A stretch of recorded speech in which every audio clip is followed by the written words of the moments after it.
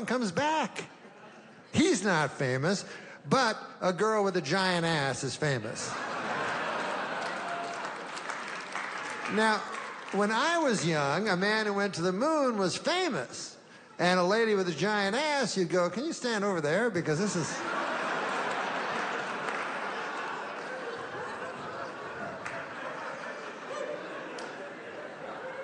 Harrison Schmitt.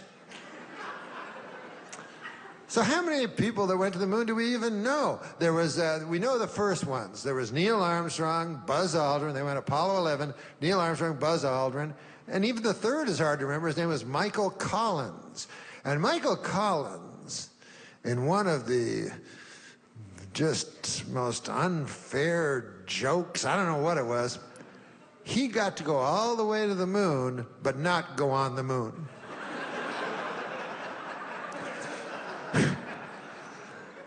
All the way to the moon, and then that little rope ladder, he wasn't allowed to go down. He had to stay in the lunar capsule while Buzz Aldrin and Neil Armstrong went on the moon. And Michael Collins just looking out the window going, are those motherfuckers golfing?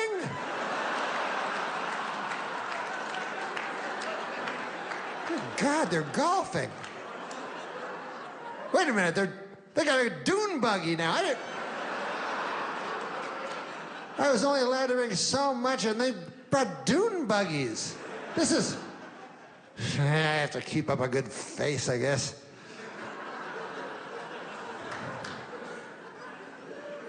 And then Buzz and Neil, I'm sure they were nice guys. They didn't want to hurt Michael Collins, you know. So they probably went back, you know, to the lunar capsule, you know, and Michael Collins was like, what do you think, guys? What was the moon like? What was it like? And they were like, ah. It's all right if you like that kind of thing, I guess. I prefer the lunar capsule myself. I can't speak for Buzz, but I really do like the lunar capsule.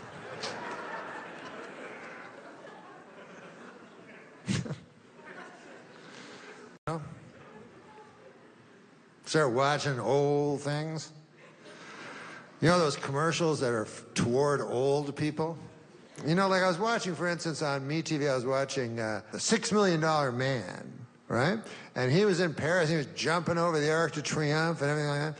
And then, just by luck or coincidence, they went to a commercial, and it was a commercial starring Lee Majors, the $6 Million Man, but as he is today, like an old man. So he's jumping over, and it was for the bionic ear.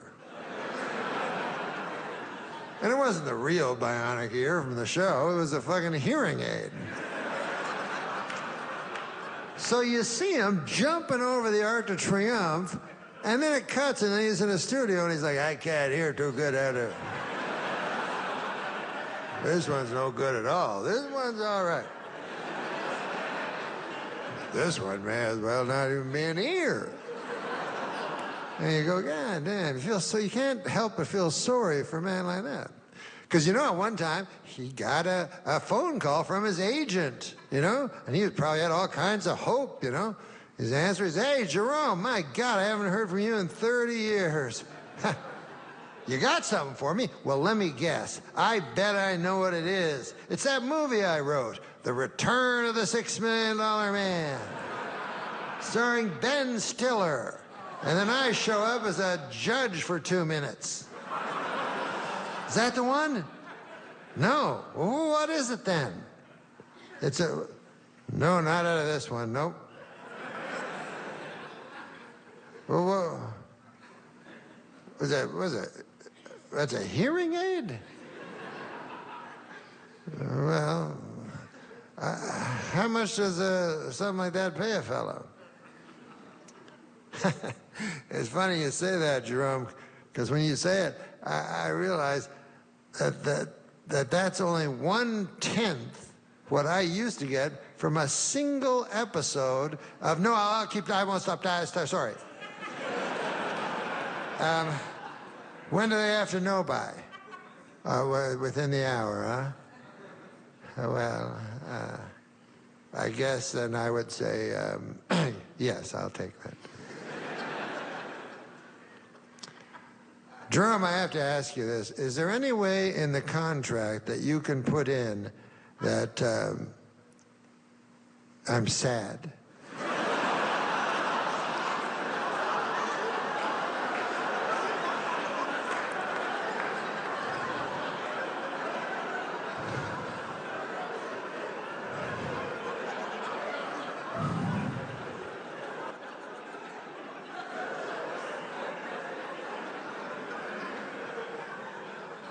What about those commercials where the guy just tells you stuff you already know? Like there's this one with William Devane, and he goes, you like gold? And you're like, yes, of course. You should buy a big bar of gold and put it in your safe. You go, well, I wish I could. That'd be very nice. Do you know gold's always been valuable? Yes, I know everything you're telling me. Daffy Duck told me that when I was a little kid. I know all about how gold is valuable.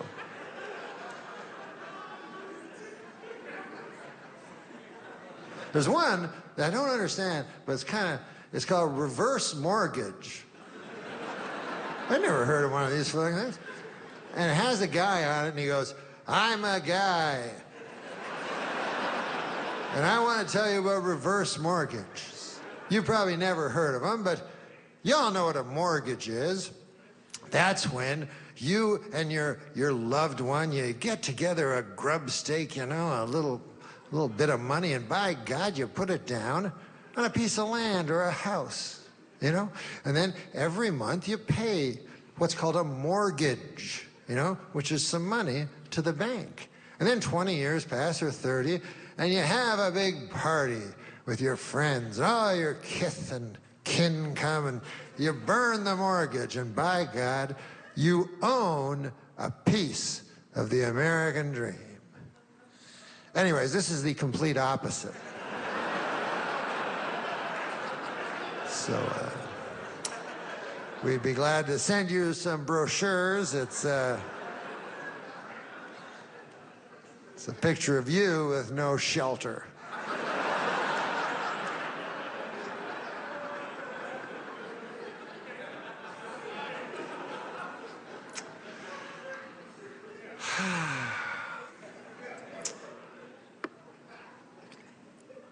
You know, I'm trying to be a bit. I love the Crocodile Hunter. That was one of my favorite shows, man. Guy, you know, because how can you not like watching a show where a guy's hunting a crocodile? You know, you can't get a more fun show than that, you know. And but anyways, and then he died, and it was sad. And people were phoning me, and I was sad about it and everything. But some people phoning me were shocked. You know, they were like, "Man, did you hear who died?" I'm like, "Who?" The Crocodile Hunter. Seems impossible, but he died of all people. He was only 44 years old, which I think is a ripe old age for a crocodile hunter. You know what I mean? You think this guy didn't have a little hard time getting life insurance? You know what I mean? Guy's like, I'm looking at your occupation here. I don't know if this is a joke or whatever, but says here you're a crocodile hunter. I'm trying to quit smoking, and a guy told me, he's just talking about hypnotic. I remember, he's like, you got to try hypnosis, man. He goes, I did that, and now I don't smoke no more, you know? Guy whisper in my ear. You know, and then that's it. I don't smoke. I don't want to smoke anymore. So I'm like, well, I don't know if I want to do that because, you know, because some people are susceptible to hypnosis and some people aren't, and I'd hope that I'm not. You know what I mean? That if a fucking guy whispered in my fucking ear, you know, because I've seen it on the TV. Guy whisper in the ear, lady's a fucking duck. So I don't want to be one of those people, you know. So, you know, smoking's bad for you, but on the other hand, I don't want to be going like, man, I quit smoking. It's the best thing in the world. man, I don't smoke. I don't even want to smoke. The bad news is, turns out I have no free will. Just whatever a fucking guy whispers in my ear.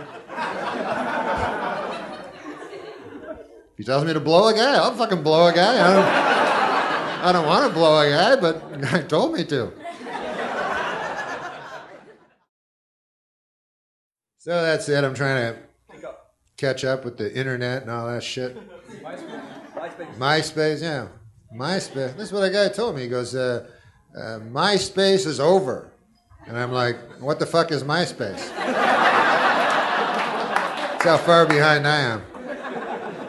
Guy's like, MySpace. It's been out for 4 years. I go, I didn't know about it. He goes, you didn't know about it? I go, no. Why the fuck didn't you tell me? Everybody knows about it. I thought you'd just know about it. I go, well, I don't.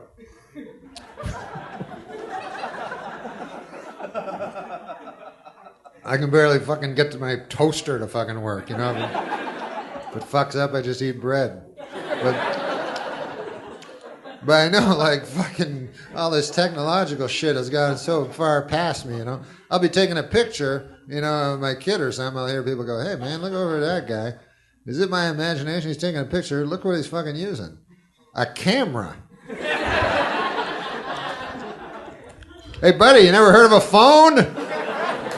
No, of course I've heard of a phone. I use it to talk to people. You don't email? I don't know. I talk on the phone.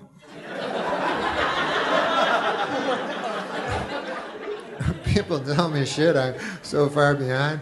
They go, you know what you got to do, man? You got to get the fucking iPod with the good resolution on account of then when you take your pictures on your phone and then translate them onto the television, you can immediately download them onto the www, then put them in your iPod, and you'll get perfect resolution. And I'm like, do I have to take a course in this? Or because I wouldn't know what the fuck you're talking about. I just watch the TV on the TV. I know I'm